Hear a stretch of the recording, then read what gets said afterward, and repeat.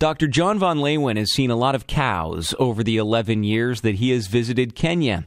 VanLeeuwen is a professor at the Veterinary College in Charlottetown. He's traveled to the African country 17 times through projects sponsored by UPEI, Farmers Helping Farmers, and Vets Without Borders.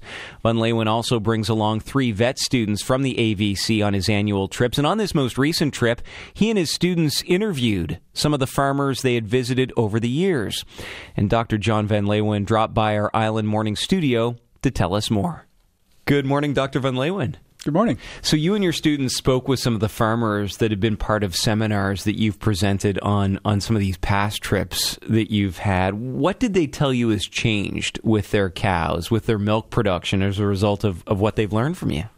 Well, it was really interesting. We had a chance one day to ask people. I asked them, well, how many people have been to one of our seminars before? And there was about 100 in the crowd, and 30 people put their hands up. I went, okay, great. So I thought, okay, well, how many of you have seen an increase in milk production since the last seminar due to some of the things you've changed on your farms? And most of those hands went up again. I went, fabulous. So then I thought, well, let's just push this a little bit and try and quantify. And so I said, well, how many have seen double the milk production? And about 2/3 of those hands went up. So 20 of the 30. Wow. I thought, hey, that's really good. And I thought, well, let's just push it just a little more. So how many have seen triple the milk production? And 2 hands still went up. And I went, wow, that is awesome. And so I invited them to stay afterwards and chat with us, tell us their stories. And so I'd like to share a couple of their stories with you. What did you learn from them? Well, so first there's Jennifer Athubatu. She just had 1 cow before, and now she had 2 cows and a calf. So she had made changes in her feeding better quality feeds. And she had seen before 5 liters per day of milk as her maximum that she could ever get from a cow. Now she was getting 12. So again, more than double, which was fabulous. She'd also listened to our recommendations on how to reduce udder infections in the cows, because that's pretty common in dairy cattle. And so she followed those recommendations, and she hasn't had a single udder infection since, which is really great, because, I mean, they can be serious and they can die from those. So really positive stories there. Really positive story. And then there's another fellow. His name's Isaac Kayongi, if I say the name right.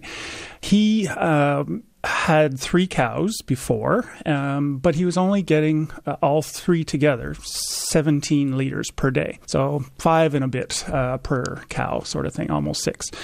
And he was just letting them walk around, grazing on some weeds, and in the dry season, often just some dried out grass, and not really very nutritious. And so he listened quite intently to the seminars, followed a lot of the instructions, built a cow shed to help protect it from some of the sun in the hot seasons, and then from the rain in the rainy season, and planted some Napier grass. It's a common grass that's pretty nutritious, and also some sweet potato vines, which are also quite nutritious. And now his production was not 17 for all 3, but 17 each.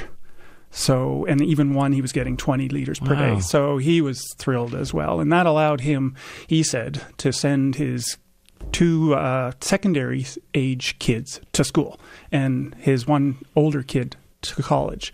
So, and he said he wouldn't have been able to do that. And this is from information they'd gleaned from past seminars with you and your students. That's right. So when they come up and they tell you a story like this, that you have directly impacted their lives, how does that feel for you? Oh, it's just super gratifying. I mean, it just makes all of the effort that we go put into it worthwhile, and makes you want to continue to do it for sure. And they're just so thankful. They're giving us mangoes and bananas and passion fruit and all of those great fruits that are so fabulous and tropical and in season when we're there, and it's just it's really heartwarming. And great to see the progress, as you were outlining there, that you've had this direct impact over time. But what kinds of challenges do these farmers still face? What's the reality for them? Sure, yeah. So we kind of address that animal health end of things. It doesn't always translate into nutritional benefits. So Farmers Helping Farmers has actually gone towards enhancing that. We've partnered with Jennifer Taylor at the university and her students. They've gone to Kenya as well and made quite strong inroads in teaching them how to make sure that they get their vitamins and minerals in what they eat as well, and not just the starches. Human health is always a concern, and so they have things like malaria and tuberculosis and AIDS that are big problems there. And so, but the extra income they can earn from a little more milk production helps them to get that medicine and get that medical attention that they need when they need it, not just when they can afford it or ask somebody for help. There's environmental problems there, too much water part of the year and not enough water other parts of the year. And so Farmers Helping Farmers also has a very active water storage fundraising program where they have gutters that come from eaves troughs on the houses, go into cisterns, and then they can use that water for whatever they need around the farm, as opposed to having to travel 2, 3, 5 kilometers walk to get water. And, that can take 2 or 3 hours out of your day quite easily. So it's interesting. The very first group that I worked with, the Wakalima Dairy Group, I noticed over the years, you started seeing more buildings with paint on them, and things are looking up here. And then you started seeing some new buildings as well. And I thought, this is looking a lot better. And then we started counting number of banks. So the first year I was there were no banks in this community of Mukurweini.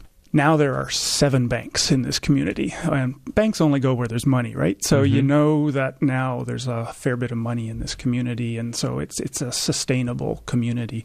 And so we actually don't partner with them in a direct way anymore, and we've moved on to other dairy groups that now can also benefit from the expertise that Farmers Helping Farmers and UPI provides, and organizations like Vets Without Borders as well. Yeah. John, great to meet you. Congratulations on this. Thanks for coming in. Thanks a lot, Matt. Dr. John VanLeeuwen is a professor at the Atlantic Vet College in Charlottetown, recently returned from his 17th trip to Kenya, working on projects sponsored by UPEI, Farmers Helping Farmers, and Vets Without Borders.